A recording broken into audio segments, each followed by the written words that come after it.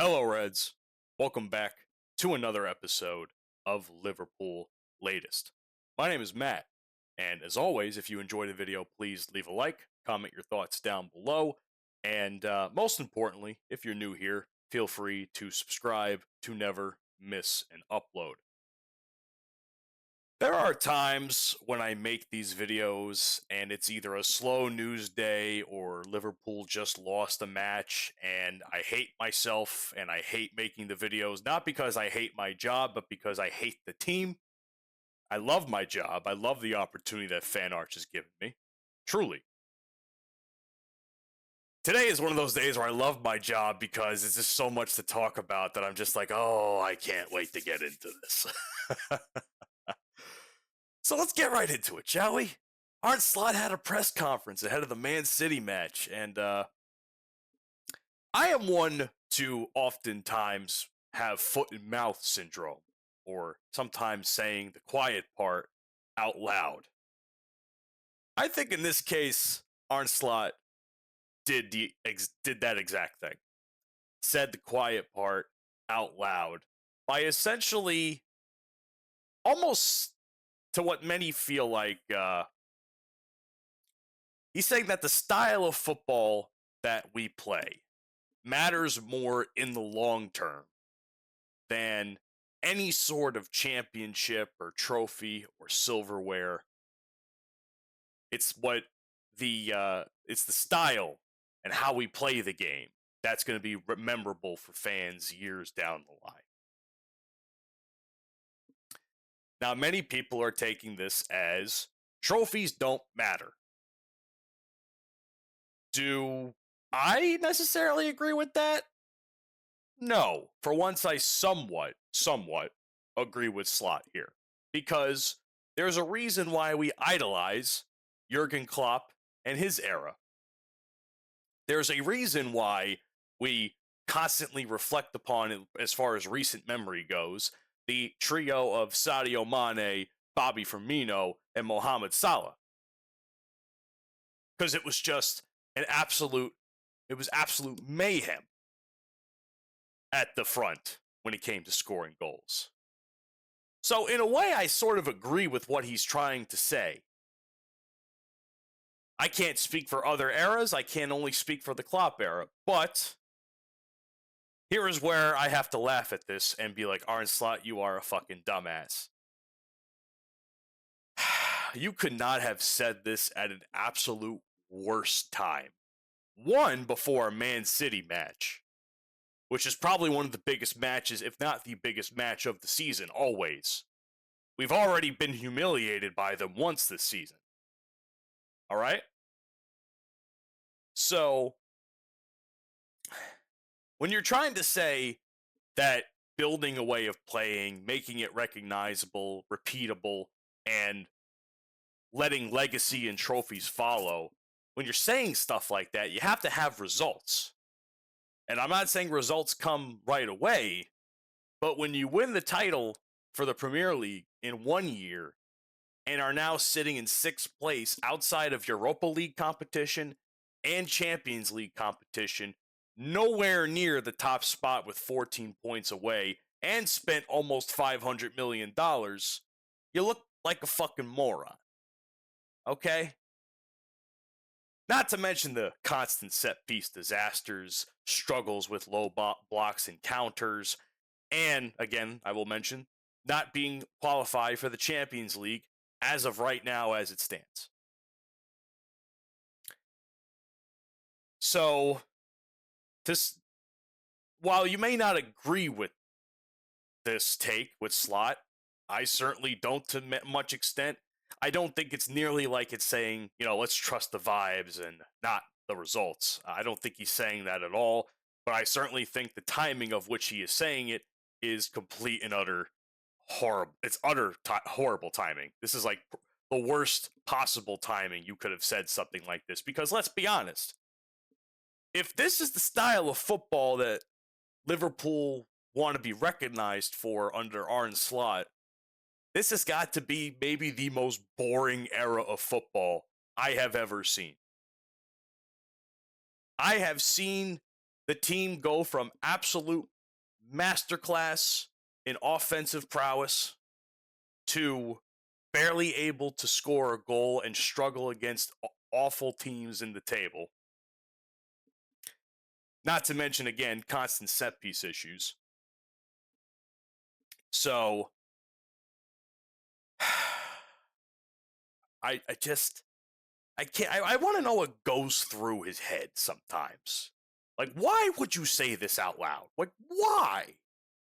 You cannot possibly think that this was going to be received well by the fans and the media. I guarantee, obviously, the media is running wild with this because I wouldn't be talking about it, but the fans would, if, I haven't seen much because I haven't been on Twitter or much social media lately. Work is killing me. Not this job, though. I love this job.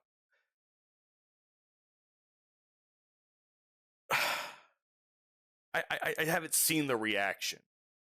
So I can't tell you what other people are saying, but when I read this, I rolled my eyes. I had no choice but to roll my eyes. I was like, oh, you gotta be fucking kidding me, not this again. Hey, at least I have something to talk about on Liverpool Latest today. So, here's the thing, Slot. You may not get sacked this season, or at least not right now, and you probably won't win the league. But if you miss the Champions League next year, ain't no way in hell you're staying. That don't fly. This is a top team in the Premier League. Legendary history here. This is a team built to win championships. Right now, the football we're playing is not doing that. So, naturally, pundits from across different sports networks are going to talk about this issue. Some more blunt than others or performative than others. However you place me in that category as far as media goes is up to you. Jamie Carragher chimed in, and again, I think hell is freezing over because this is once again a take that I semi-agree with Jamie Carragher. So maybe this man isn't entirely crazy. He does say some dumb shit. But this time he kind of makes a little bit of sense of it. And let's talk about it, shall we? Here's what a key line Carragher said during his talk over the subject. And that goes as quoted, "That's what football he will play his whole career, no matter who he's managing." Now, I can't speak for what Slot did in the Dutch leagues, but because I have not seen it. But I want to find it hard to believe that his team was nearly as boring as it is right now with Liverpool. Because this is just downright boring football. I am bored watching my favorite football team. I'm bored watching my other favorite football team, the New York Giants, but that's a different story for a different time. Shout out Giants Latest. But here's the thing. When Jamie Carragher talks about this, he's not saying that Slot is saying, I'd rather play nice football than win. He's saying in defense of Slot that Slot only knows how to win this particular way, which could be a blessing and a curse. And however you feel about the subject is up to you. Right now, it's a little bit of a curse, in my opinion. So it's going to be, rightfully so, there's been some backlash about it. I mean, how could he not? And Carragher is basically telling people, stop pretending that Arne Slot is choosing aesthetics over results because he wants consistency of his method. And it's also funny that Jamie Carragher is saying that because there's not much consistency. So this is where Carragher loses me. I mean, there is consistency. It's consistently shit. Let's be frank about it. So Carragher kind of loses me on that, but he is not wrong in the sense that Slot only knows how to win the way that he coaches. And right now, he's not really winning all that much. I mean, we've only won one game in our last, 6, not including Champions League play. So it's odd because, when it comes to Liverpool, obviously there's going to be backlash, like I've been saying this whole time. So because Liverpool, when it comes to Liverpool, there's a style. There's style is sacred here. Whether it's the heavy metal football of Klopp or other players and coaches of years past, there is an era for everything that we have won championships or some sort of uh, legacy to. All right, even when we were garbage, we probably had a legacy for being garbage. But my point is that even like the days of of Gerrard, we won championships there with Alonso. So many players, man. I can't even name them all because even I have to brush up on my history at times, and I can only do so much research in a day. So I can tell you that much. So as illiterate as I am in this sense, as far as history goes, I've seen enough footage to say that there's been success with the styles of football that we play, and right now, 1 year, 2 years now under Slot, we're seeing drastically different results. Okay, so the one thing I will agree with Carragher on, though, is the subtle warning he kind of gives when it comes to Slot, because he's not defending him unconditionally. I think anybody who's defending this outright and unconditionally is a moron, frankly. But what he is saying is, what is the right way to play football? That's something that's always up for debate. And I don't think there's any right way to play any sport. When it comes to hockey, you can play physical, you can play fast, you can play younger, you can play older, more experienced players. Football, you can play gritty, you can play air raid offense, you can play down and dirty defense. What others? Basketball, the 3-point game, you can use that to win you games, or you can win the game in the paint. There's different ways to win games, and there's different ways to play the game, and not necessarily every game not necessarily every style is the right or wrong way. It's a matter of how that game is played against an opponent using similar or different tactics than you, and how you adjust to that. That's my take. That's not what Carragher said, but that is my take. It's not about how you play. It's about how you adapt to how your opponent's playing. And with Slot, he's been very rigid, and the results show that, in my opinion. So let's kind of dip off Slot for a little bit, because I do have one more story in regards to the Curtis Jones situation. But I wanted to talk about something that I saw, and I'm not really sure if I agree with it, or I wonder if it will work out. But I saw something today about Jarrell Quansah, how there is a possible buyback option for him in the future because of the lack of depth in defense right now. But at the same time, well, I think that could be a good idea on paper, because why we got rid of him to begin with is beyond me. I think he was just, even though he made a lot of stupid mistakes, he was learning. Granted, learning on the job isn't always the best thing, but he was learning, and I think he could have been pretty solid in time. I think we got rid of him too soon. I think we gutted our youth players too soon. I don't think they had much of a chance to really prove themselves under Slot, frankly. So the idea of Jarrell Quansah coming back, I would like it to happen for depth purposes. Am I going to sit here and be like, yay, Jarrell Quansah's back, oh my god? That was a little fruity. I'm sorry about that. No, I'm not going to do that. That would be ridiculous. But I'm at least going to be pleasantly surprised that he's back and that they're giving him a second chance. Do I think it'll happen? In reality, no. No, there's no reason to. And there's a couple of reasons for that. One, Konate's more or less on his way out this season. It's clear as day now that with Konate leaving on a free, Slot and Hughes have an idea of what they want the defense to be.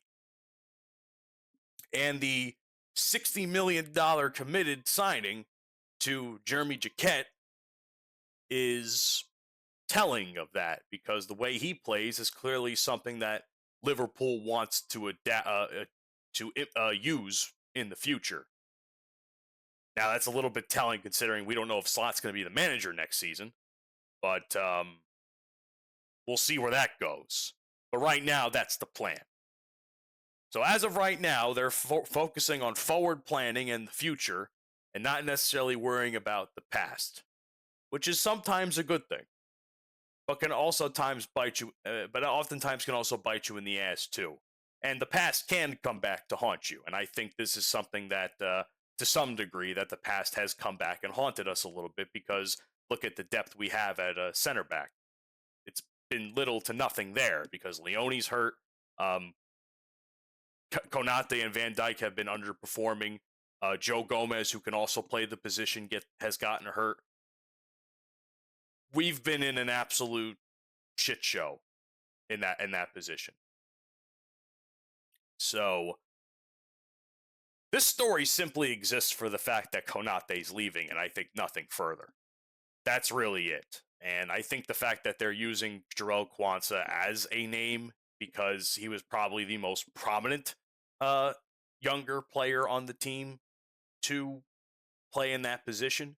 He was Klopp's guy. He was one of Klopp's guys.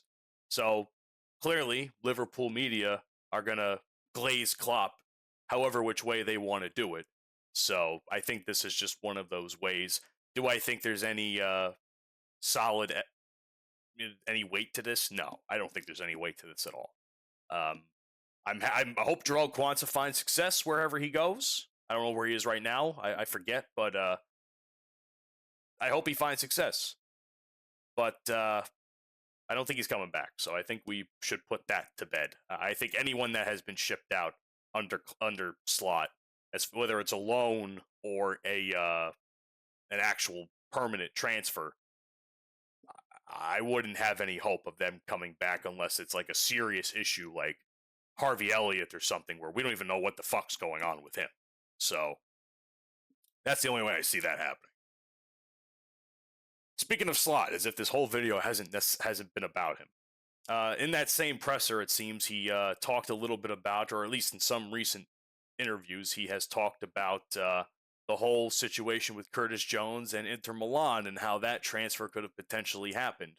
The one thing that is a little bit telling to me is that the rumors of it actually happening wasn't necessarily nonsense. This could have very well been a thing. There was interest, there was conversation internally, and there was a theoretical point that a move could have happened. Whether or not we all agree with it is not of our concern to them. Jones didn't necessarily agree a deal with Inter would happen, but the idea that Liverpool would never consider it is not true. And this is a business after all, and whether or not we like a player to move or not is beyond our say for sure. So, and luckily Liverpool hesitated and ultimately said no, because let's be honest, look at our current layout of players. We're fucked, really. We're beyond fucked. The other thing is Curtis Jones also has really bad luck. And I'm not saying I want anybody to be injured on the team, but of all the areas of the team that have seen the least amount of injuries has been midfield, which is where Curtis Jones primarily plays. So clearly, unfortunately, Curtis Jones hasn't gotten a shit ton of playing time only up until the last couple of months or so, because nobody's been hurt to take that place, for him to take their place. I mean, Wirtz has been pretty good. Szoboszlai has been exceptional. McAllister has been iffy at times. And there's a whole bunch of others that are in that running. And Curtis Jones is probably in like top 5 for sure, but he's never going to be the first choice. And I think that was evident for Slot. And I think that was one of the reasons why this was ever considered in the first place. So, but he is a good thing is with Jones, is that he is a player that you can pretty much trust, keep fit, and put anywhere you necessarily need him to play, which is a good thing. But there's still an elephant in the room, which is his upcoming contract, which expires next summer. So, is it something that we are necessarily concerned about, or at least Slot is concerned about?